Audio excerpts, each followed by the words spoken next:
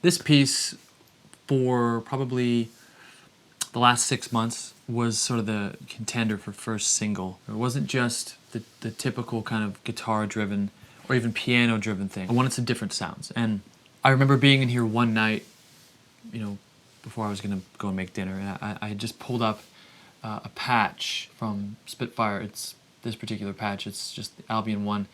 Just the string patch, very simple. I had it to kind of short percussive sound, and I remember just having a C minor chord, and you can hear what it sounds like. Just a low. It's very dramatic, you know, what you would hear on like the Pirates of the Caribbean score. And it was just a really simple little figure of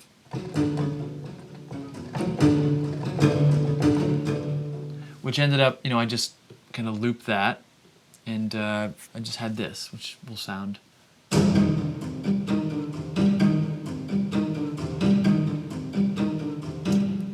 You know, that's just a C minor. In fact, if I, you know, just played it on a piano sound, for example.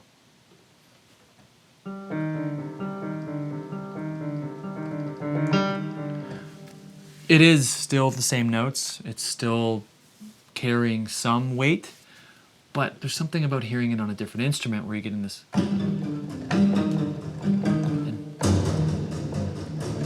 That alone was enough to kind of just make my ear and perk my brain up, because I'd spent so long using other sounds that once I heard this sound and really started to kind of find an application for it, I could not stop thinking about it.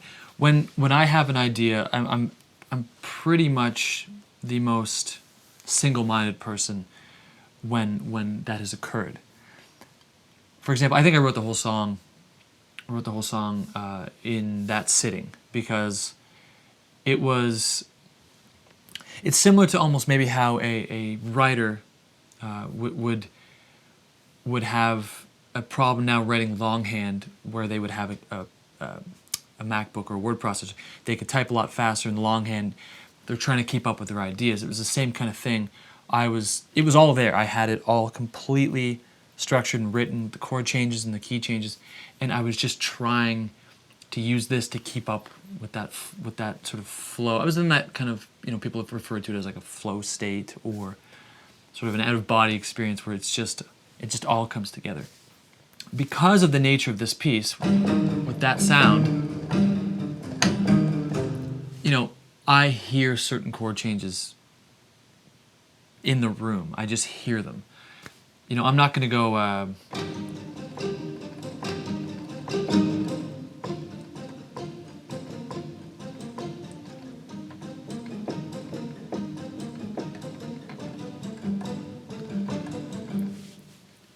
Following just chords diatonically, it's cool and it works and it all sounds good with this patch, but there's something about the drama and the sort of over-the-top percussive, you know, film score, almost cliche that I'm doing here, that lends itself to much more dramatic chord changes.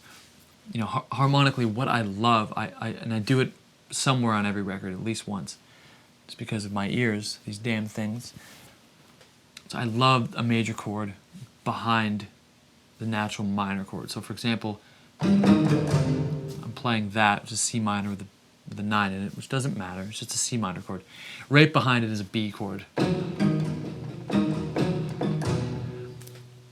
which, you know, to know what to do with that is a key change.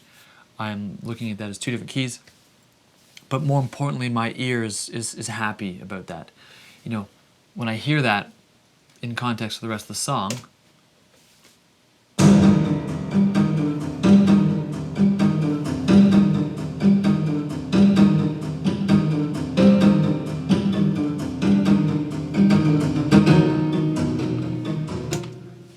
that's more exciting than anything. It's just hearing the chord change. It doesn't necessarily have to be rooted in theory. It doesn't have to be rooted in being clever with a creative chord change. It's just that's the thing I was hearing, so I chased that until I found it.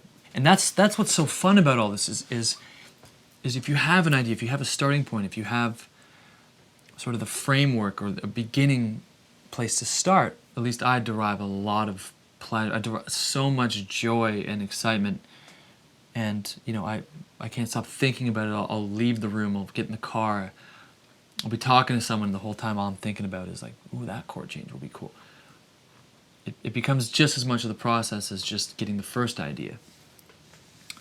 And the other thing too is I don't typically overthink it. If it sounds good, if it's working, that's what I go with. I don't sit here and rework it a million times until I've lost the original intent. I like to keep it pretty fresh with how things were falling into place. That sounds good? Cool. I'm happy with that.